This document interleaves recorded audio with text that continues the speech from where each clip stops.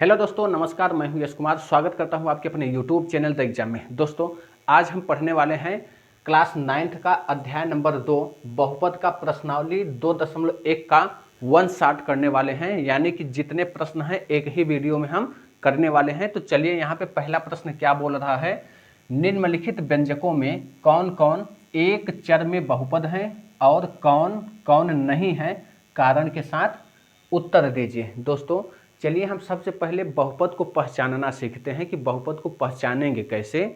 सबसे पहले याद रखिएगा दोस्त कि बहुपद बहुपद में चर की घात हमेशा पूर्ण संख्या होनी चाहिए। क्या होनी चाहिए भैया? चर की घात पूर्ण संख्या होनी चाहिए। इतनी बात आप याद रखना। जैसे x की पावर में 2 लगा होना चाहिए। ये पावर है भैया और ये आधार होती है। आधार x है और उसका पावर क्या है? घात क्या है? पावर को हम घात बोलते हैं। घात हमारी एक पूर्ण संख्या होनी चाहिए। और एक विशेष बात क्या याद रखनी है कि हमेशा चर की घात कभी भी निगेटिव नहीं होनी चाहिए। चर की घात निगेटिव नहीं होनी चाहिए। जैसे x की पावर में यदि आपको -2 दिखे, ये पावर क्या है? निगेटिव में लगा है, तो यह हमारा बहुपद नहीं होगा। और बातें हमें याद रखनी है कि चर राशि कभी भी आपको करणी में दिखे, चर राशि आपको कभी भी करणी में दिखे तो वह भी हमारा क्या होगा? बहुपद नहीं कहा जाएगा। और एक बात क्या याद रखनी है कि हमेशा चर की घात कभी भी दोस्तों भिन्न के रूप में नहीं होता है। भिन्न के रूप में नहीं होता है चर की घात। जैसे x की पावर 1/2 यदि है तो यह इसका मतलब कि यह बहुपद नहीं होगा। हमने क्या क्या बताया दोस्तों कि चर की घात हमेशा पूर्ण संख्या होनी चाहिए। चर की घात कभी भी निगेटिव नहीं होती है। यदि निगेटिव है तो वह बहुपद नहीं होगा। चर की घात कभी भी भिन्नात्मक में नहीं होनी चाहिए। यदि भिन्नात्मक में है तो चर जब भिन्नात्मक में रहेगा तो वह बहुपद नहीं कहा जाएगा। और एक बात हमने क्या कहा कि कभी भी चर आपको यदि करणी में दिखे तो वह भी बहुपद नहीं होगा।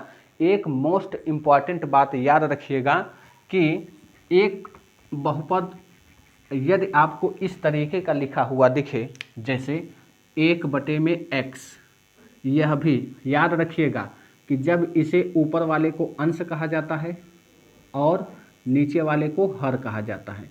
मेरी बात एक याद रखिएगा कि जब आपको हर में चर दिखे, हर में क्या दिखे?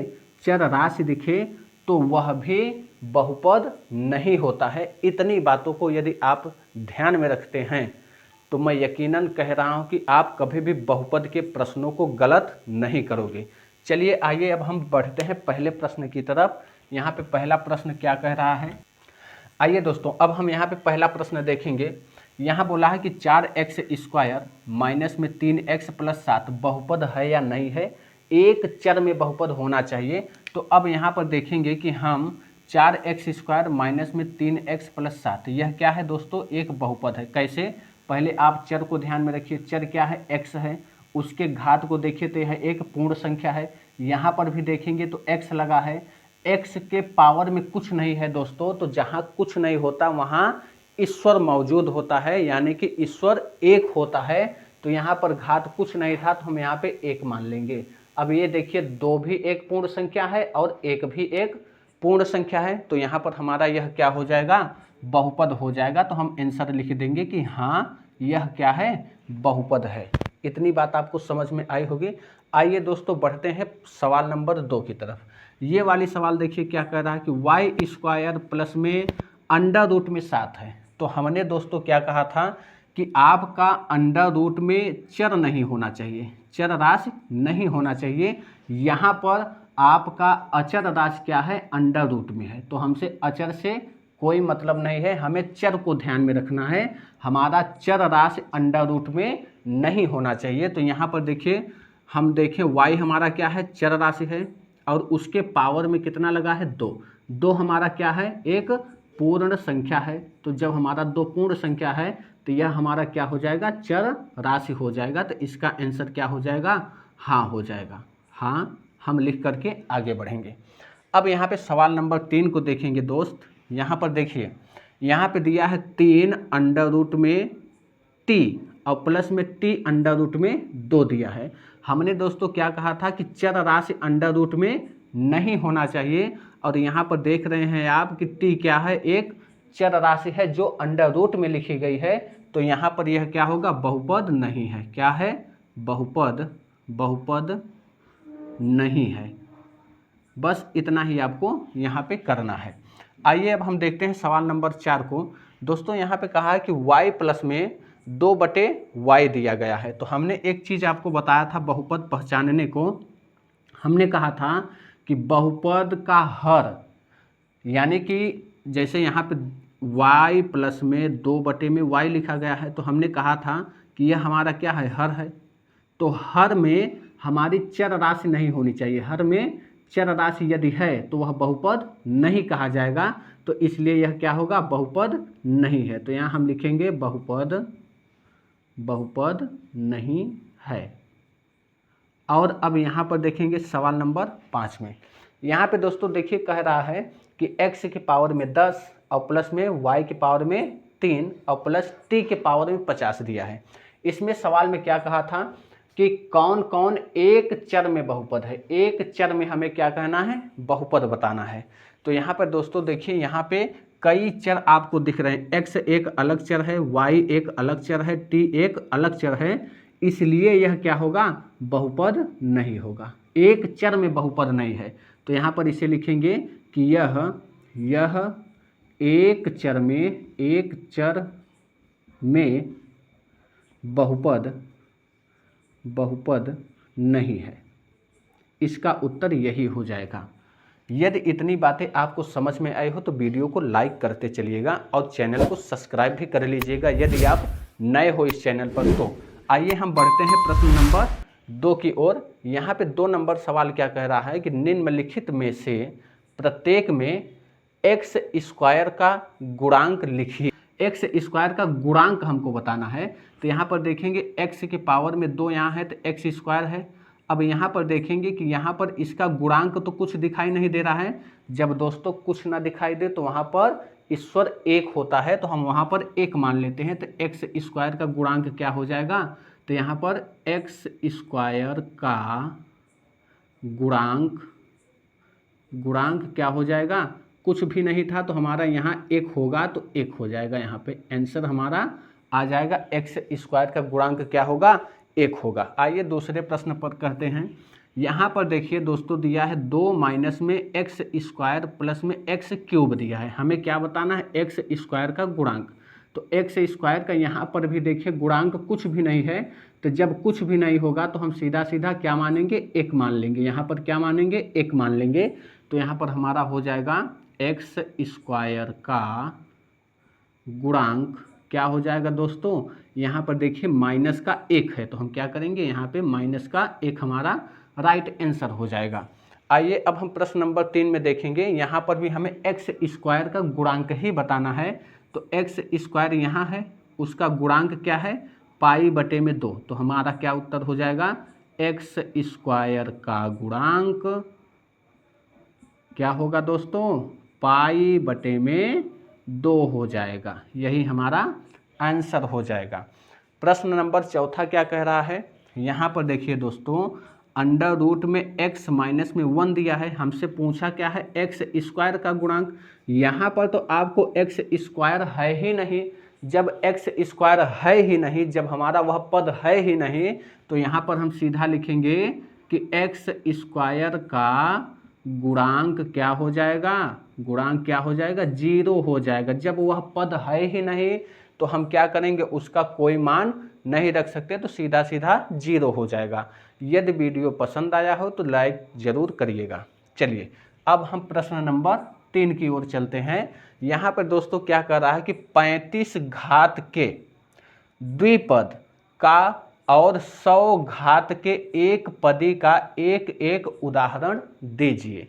चलिए दोस्तों यहाँ पे हमारा क्या बोला है कि 35 घात के द्विपद में 2 पद में एक उदाहरण दीजिए दोस्तों। तो यहाँ पर हम मान लेते हैं कि एक संख्या x है जिसकी घात क्या बना देते हैं 35, यह तो एक पद में है, एक पद और जोड़ देते हैं, हम 4 मान लेते हैं। इसका उदाहरण तो बन गया। हमारा क्या हो गया, 35 घात के द्विपद में, तो x के पावर में 35, हमारा x के पावर 35 हो गया, एक पद हो गया, और एक पद और जोड़ दिया, प्लस का 4 जोड़ दिया, यही हमारा क्या हो जाएगा, 35 के घात में 2 पदों वाला बहुपद हो जाएगा। और हमें क्या पूछा था कि 100 घात के एक पदी का एक उदाहरण देना है। तो यहाँ पे ध्यान दीजिए कि हमारा 100 घात का एक पदी वाला, तो हम यहाँ पे दूसरा क्या हो जाएगा, y के पावर में हम मान लेते हैं 100। जरूरी नहीं कि y ही लिखे, आप और लिख सकते हैं, x के पावर में 100 लिख लीजिए, ये भी आपका सही उत्तर होगा। तो आपकी इच्छा। देखिए x y के पावर में 100, यह एक पद में पूछा था, तो हमारा एक ही पद है। चलिए आइए अब हम बढ़ते हैं। नंबर 4 का है कि निम्नलिखित बहुपदों में से प्रत्येक बहुपद की घात बताइए। दोस्तों बहुपद की घात क्या होती है, तो चरों की अधिकतम घात बहुपद की घात कहलाती है, बहुपद की घात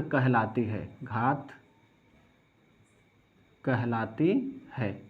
यानी बहुपद की सबसे बड़ी घात वाली ही हमारी क्या होती है, बहुपद की घात। यानी चरों की सबसे बड़ी घात वाली हमारी क्या होती है, बहुपद की घात होती है। तो यहाँ पर देखेंगे सबसे बड़ी चर की घात क्या है, तो x के पावर में 3 है, तो x के पावर में 3 है, तो यहाँ पर हमारा क्या हो जाएगा, घात बराबर क्या हो जाएगा, 3 हो जाएगा। सबसे बड़ी घात हमको देखना है। यहाँ पर देखिए सबसे बड़ा घात क्या है, 3 के बाद उसके बाद 2 है, और यहाँ कुछ नहीं है तो 1 है, तो सबसे बड़ी घात क्या है, 3 है, तो हमारी बहुपद की घात क्या हो जाएगी, 3 हो जाएगी।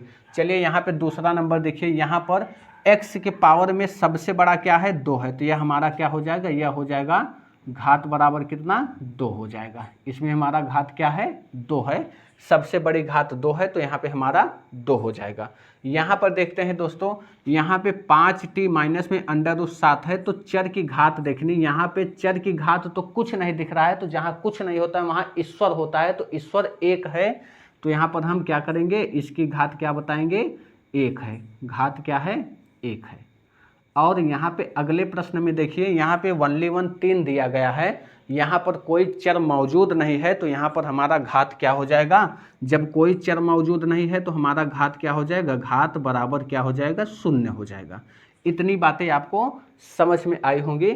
चलिए दोस्तों अब हम अगला प्रश्न सीखते हैं। यहाँ पे कह रहा है कि बताइए कि निम्नलिखित बहुपदों में कौन कौन बहुपद रैखिक बहुपद हैं, द्विघाती बहुपद हैं और त्रिघाती बहुपद हैं। दोस्तों यहाँ पर हमसे रैखिक बहुपद पूछा है, द्विघाती बहुपद पूछा है और त्रिघाती बहुपद पूछा है, इसमें से हमें पहचान करनी है। तो चलिए हम पहले रैखिक बहुपद को समझ लेते हैं, क्या होता है रैखिक बहुपद। हम सीखेंगे पहले रैखिक बहुपद। दोस्तों जिस बहुपद में अधिकतम घात 1 होगी वही हमारा रैखिक बहुपद होता है। जैसे x प्लस में 4, यहाँ पर अधिकतम घात क्या है दोस्तों, चर की अधिकतम घात 1 है, तो यह हमारा क्या है, रैखिक बहुपद है। इतनी बातें आपको यहाँ पे ध्यान रखनी है। द्विघाती बहुपद क्या होता है, द्विघाती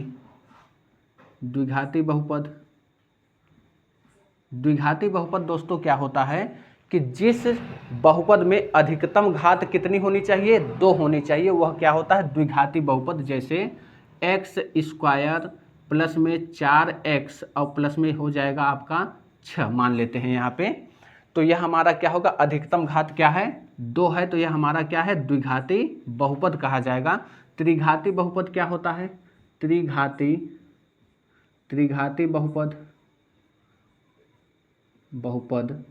त्रिघाती बहुपद दोस्तों होता है कि ऐसा बहुपद जिसकी अधिकतम घात कितनी होनी चाहिए, 3 होनी चाहिए, तो वह क्या होगा, त्रिघाती बहुपद कहा जाएगा। जैसे x³ और प्लस में 4 हम मान लेते हैं यहाँ पे, तो x के अधिकतम पावर कितनी है, 3 है, तो यह क्या हो जाएगा, हमारा त्रिघाती बहुपद हो जाएगा। तो चलिए अब इसी को हम जानकारी में रखते हुए इसको हल कर लेते हैं बड़ी ही आसानी से। तो यहाँ पर देखेंगे पहला प्रश्न क्या दिया था दोस्तों, एक्स स्क्वायर प्लस में एक्स, तो यहाँ पर अधिकतम घात कितनी है दोस्तों, 2 है, तो यह हमारा क्या हो जाएगा, द्विघाती बहुपद हो जाएगा। यह क्या होगा, द्विघाती बहुपद। अब दूसरा नंबर में क्या कहा है, तो यहाँ पर x माइनस में एक्स क्यूब दिया है, अधिकतम घात देखना है, अधिकतम घात कितना है, 3 है, तो यह हमारा क्या होगा, त्रिघाती बहुपद, त्रिघाती बहुपद हो जाएगा। ये बातें आपको समझ में आ रही होंगी। यहाँ पे तीसरा नंबर प्रश्न कहा है कि y plus Y square plus में 4, अधिकतम घात कितना है दोस्त, 2 है, तो यह क्या हो जाएगा, द्विघाती बहुपद, द्विघाती बहुपद होगा। अब अगला प्रश्न चौथा क्या दिया है, 1 प्लस में x, तो यहाँ पे अधिकतम घात कितना है दोस्तों, यहाँ पर कुछ नहीं है तो 1 है, तो सबका मालिक कौन दोस्तों, 1, तो यहाँ पर क्या हो जाएगा, रैखिक बहुपद, क्या हो जाएगा, रैखिक बहुपद। जिस बहुपद की घात 1 होती है उसे हम क्या कहते हैं, रैखिक बहुपद कहते हैं। और पांचवा क्या है, 3t दिया है, 3t, t पर पावर कुछ नहीं है तो 1 है यहाँ पे, तो यह भी क्या हो जाएगा, रैखिक बहुपद हो जाएगा, क्योंकि t की अधिकतम घात क्या है, 1 है। जब किसी भी चर राशि पर अधिकतम घात 1 होती है तो उसे हम क्या कहते हैं, रैखिक बहुपद कहते हैं। यहाँ पर छठा नंबर प्रश्न क्या कहा है, आर स्क्वायर यानी कि r पर पावर 2 है, घात कितनी है, 2 है, तो यह हमारा क्या हो जाएगा, द्विघाती बहुपद, क्या हो जाएगा, द्विघाती बहुपद हो जाएगा। अब अगला प्रश्न देखते हैं, यहाँ पर क्या कहा है, 7x क्यूब, तो अधिकतम घात कितनी, 3, तो यह हमारा बन जाएगा त्रिघाती बहुपद, क्या बन जाएगा, त्रिघाती बहुपद हो जाएगा। दोस्तों यदि आपको यह वीडियो पसंद आ रही हो तो चैनल को जरूर सब्सक्राइब कर